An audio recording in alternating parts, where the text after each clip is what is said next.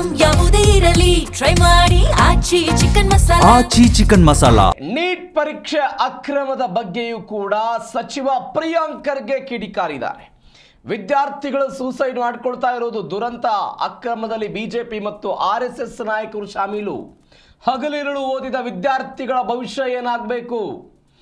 ಕೇಂದ್ರ ಸಚಿವ ಧರ್ಮೇಂದ್ರ ಪ್ರಧಾನ್ ರಾಜೀನಾಮೆ ಕೊಡಬೇಕು ಅಂತ ಬೆಂಗಳೂರಲ್ಲಿ ಸಚಿವ ಪ್ರಿಯಾಂಕ್ ಖರ್ಗೆ ವಾಗ್ದಾಳಿ ನಡೆಸಿದ್ದಾರೆ. ಭಾಳ ದೊಡ್ಡ ದುರಂತ ಇದು. ಮೊನ್ನೆ ಕೂಡ ನಾನು ಹೇಳ್ತಾ ಇದ್ದೆ, ಇದೇನು ಆಕಸ್ಮಿಕವಾಗಿ ಆದಿದ್ದಂತಲ್ಲ, ವ್ಯವಸ್ಥಿತವಾಗಿ ಆಗಿದ್ದು. ಆಮೇಲೆ ಇದರಲ್ಲಿ ಯಾರ್ಯಾರಿದ್ದಾರೆ? BJP ಅವರು ಇದ್ದಾರೆ, RSSನವ್ರು ಇದ್ದಾರೆ. ಈ ಪಾಲ್ ಯಾರಿಗೆ ಹೋಗ್ತಾ ಇದೆ ಇವರೇ? ಯಾಕೆ ಇನ್ನೂ ಒಬ್ಬರು ರಾಜೀನಾಮೆ ಕೊಟ್ಟಿಲ್ಲ?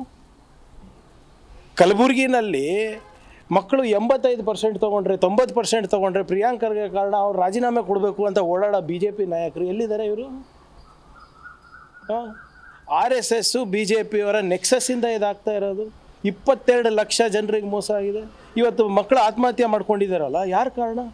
ಸಾಕಷ್ಟು ಜನ ನನ್ನ ಫ್ರೆಂಡ್ಸ್ ಮಕ್ಕಳು ಬರೆದಿದ್ದಾರೆ, ಈಗ ಬರೆಯಲ್ಲ ಅಂತ ಕೂತಿದ್ದಾರೆ.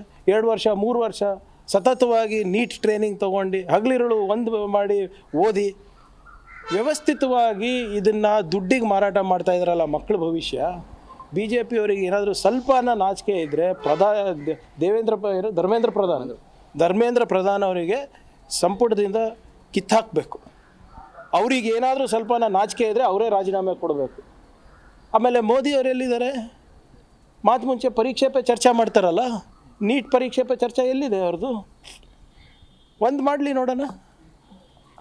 ಏನಂತಾರೆ ಜೆನ್ಸಿ ಅಂತ ಹೇಳ್ಕೊಂಡು ಓಡಾಡ್ತಾರಲ್ಲ ಮೋದಿಯವರು, ನಾನು ಅವ್ರ ಪರವಾಗಿದ್ದೀವಂತ. ಪರೀಕ್ಷೆ ಪೇ ಚರ್ಚೆ ನೀಟ್ ಬಗ್ಗೆ ಯಾವಾಗ ಮಾಡ್ತಾರೆ ಮೋದಿಯವರು? ಭಾಳ ದೊಡ್ಡ ದುರಂತ ಇದು. ಮೊನ್ನೆ ಕೂಡ ನಾನು ಹೇಳ್ತಾ ಇದ್ದೆ, ಇದೇನು ಆಕಸ್ಮಿಕವಾಗಿ ಆದಿದ್ದಂತಲ್ಲ, ವ್ಯವಸ್ಥಿತವಾಗಿ ಆಗಿದ್ದು. ಆಮೇಲೆ ಇದರಲ್ಲಿ ಯಾರ್ಯಾರಿದ್ದಾರೆ? BJP ಅವರು ಇದ್ದಾರೆ, RSSನವ್ರು ಇದ್ದಾರೆ. ಈ ಪಾಲ್ ಯಾರಿಗೆ ಹೋಗ್ತಾ ಇದೆ ಇವರೇ? ಯಾಕೆ ಇನ್ನೂ ಒಬ್ಬರು ರಾಜೀನಾಮೆ ಕೊಟ್ಟಿಲ್ಲ? ಕಲಬುರಗಿನಲ್ಲಿ ಮಕ್ಕಳು 85% ತೊಗೊಂಡ್ರೆ, 90% ತೊಗೊಂಡ್ರೆ ಪ್ರಿಯಾಂಕ್ ಖರ್ಗೆ ಕಾರಣ ಅವ್ರು ರಾಜೀನಾಮೆ ಕೊಡಬೇಕು ಅಂತ ಓಡಾಡೋ BJP ನಾಯಕರು ಎಲ್ಲಿದ್ದಾರೆ ಇವರು? RSS BJP ಅವರ ನೆಕ್ಸಸ್ಸಿಂದ ಇದಾಗ್ತಾ ಇರೋದು. 22 ಲಕ್ಷ ಜನರಿಗೆ